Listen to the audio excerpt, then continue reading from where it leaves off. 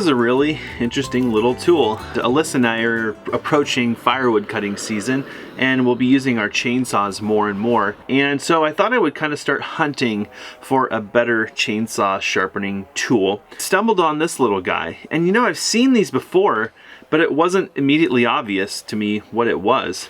So I thought I would just pick one up and try it out. The principle of this tool is really simple. You basically have guides that help me make sure that you've got the right depth, and it combines your tooth file with a raker file. I think that's what it's called, is the center file. It's actually a flat file. Normally you would do this in two separate tools. You'd have a guide and use a flat file, and maybe every, I don't know, 2 or 3 sharpenings, you'd take just a couple of files off of your raker there. So this is all built into one tool, and it's all set to the perfect depth. So as you go across the tooth, you're not only sharpening the tooth in reference to the tooth in front of it, but you're also knocking back that raker and making sure that it's the right height. If you take too much off the raker there, well, you'd end up with this kind of tooth sticking out, if you will. You've got this raker coming this way and the tooth coming this way, and if your height is too much, you've got too much exposed on that tooth, well, it's going to kind of bog down your saw. A lot more of a safety hazard too, because if you get hit with it, it's really going to do some damage. On the other side, if you start filing the tooth and you don't do anything with the raker, you'll actually file that tooth down to where there's no tooth exposed, and you'll just be burning gas. You're not actually cutting anything. So you want to kind of maintain this perfect height as you file that tooth and raker down. That way the tooth's always got an exposed cutting edge. It's not too much, it's not too little. It is replaceable, so you don't have to buy the handle more than once. You can pull each individual file out and replace it. It looks like, based on how this tool is designed and how it's marked, that it's really set up for one pitch. So you really want to make sure that you've got the right pitch and gauge files for this tool. You don't want to be switching between files. But the point is that the files can be replaced, and I'm sure those are easily available. In fact, I know the round files are. The flat file, that one I'm not sure where you'd pick up. Probably at your local saw shop or power tool center would have a replacement file for that. Although, man, I bet you're going to get a lot of life out of that file. The cutting files, or the tooth files, those, you know, you can go through those pretty rapidly depending on how much you're sharpening. And of course the pitch is indicated here on the end of the handle. We have a couple of different saws. We actually have an 060, I think, 660. And then we also have this little guy, he's a 250, and the pitches are different. So I thought I actually bought 2 of these, one for each pitch, and I must have remembered the pitch incorrectly. I have to do some research on that and see where I screwed up, because I managed to buy 2 of the same pitch. So I made a mistake on that one. You know, all in one, hand powered, you don't need electricity.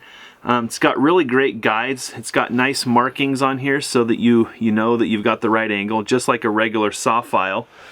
You know, regular saw files got these markings on the bar.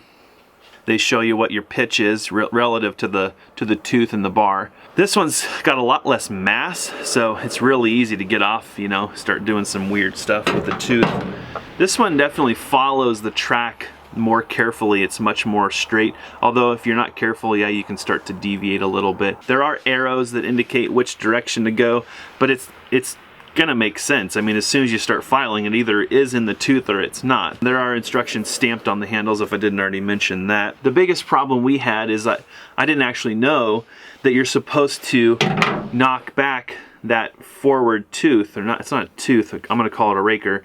You're supposed to knock it down every so many sharpenings to maintain that distance above it. I wasn't doing that, and so I'd buy a new chain, you know, and pretty quickly it cut like a crazy fool when I first got it, and after a few sharpenings, it wasn't that it was dull, it just was making sawdust. So it's nice to have a single tool to do that. I'm not going to pass any judgment yet, although I did just go through this 250 chain, which is actually a pretty new chain. Just give it a quick sharpen. Let's just go see if this made a big difference or not.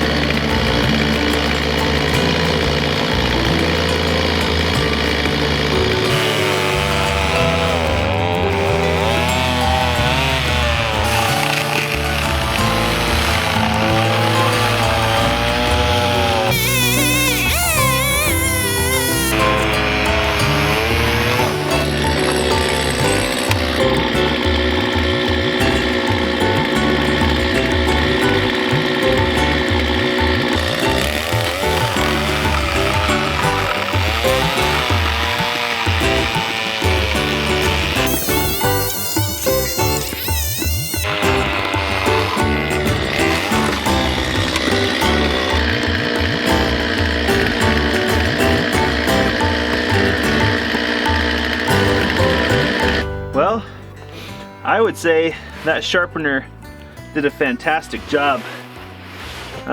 This sawdust looks perfect. You know, when I first started sharpening this chain, I didn't have high hopes for it. I thought I'd already screwed it up, you know? Funny, this saw was cutting so crooked that I thought the bar was warped. And I'll admit it, it was my bad sharpening, which is so common. But look at this. Nice, good wood chippy. I mean, the chips could be a tiny bit bigger, but it's kind of a small chain.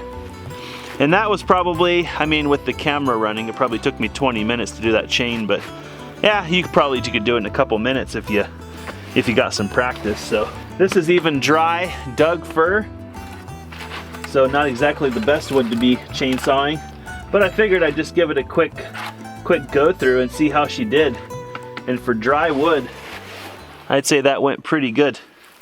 I'm really impressed with how well this little tool did. You know, I love the fact that it's reusable. You can put new files in there. I don't know if I showed you guys that, but this little door opens and files are all accessible right there. You can just pull them out, put new files in. And for a single, non-powered, non-electric, you know, can be put in your chainsaw box tool, it really doesn't get any easier than that. Of course, if you're filing a lot of chains, probably want to go with an electric sharpener, but I think it's something that anybody could use. I think Alyssa would be pretty happy to use this tool. They cost probably right around $50, maybe a little bit less, so you know, it's a pretty big jump compared to a regular chainsaw file, but it's quite a bit cheaper than a lot of the electronic or electric variations or other options that are out there. I'm curious to get another version for my 660 and just see how that works. Another question I have is that these files don't actually show a 10-degree variation. They show the 30-degree, which is right here, this little notch. So they show that one, but they don't have any indication for 10 degrees.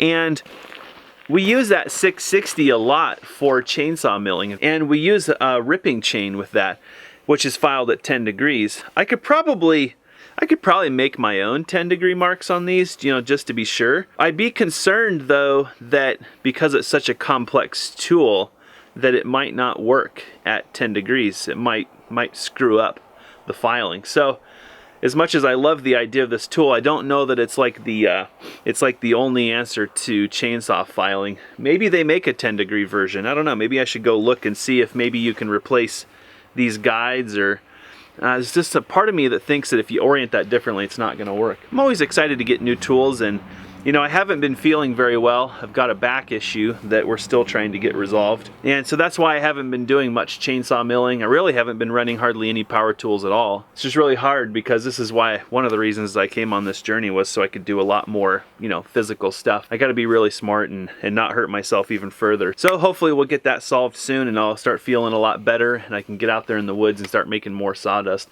I don't really have a choice. We got to get it solved soon because we got to start building a house. But it's fun today to just get out, try this new tool out, and you know, I don't know, there's something therapeutic about sharpening a chain and just giving it a quick test. Hopefully this is a real simple answer. If you're looking for something to sharpen your chainsaws with and you're kind of interested in hand sharpening, or you like the opportunity to not have to use power to sharpen, it's a steel tool, so I feel pretty good about that. I don't know, I doubt Husqvarna makes one of these things, and I'm not even sure that they'll work on a Husqvarna chain. I don't know why they wouldn't, but if you're a Husky user, you might want to test one out before you buy one.